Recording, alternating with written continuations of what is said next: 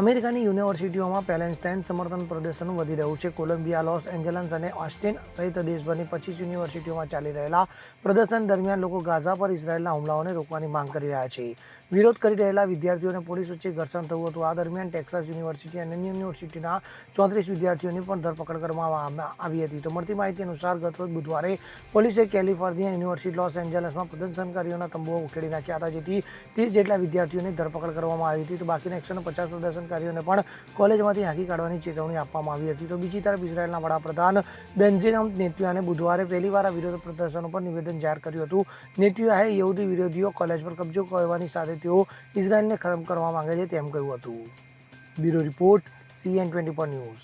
હવે જુઓ દેશ દુનિયાની તમામ ખબરો તમારી આંગળીના ટેરવે.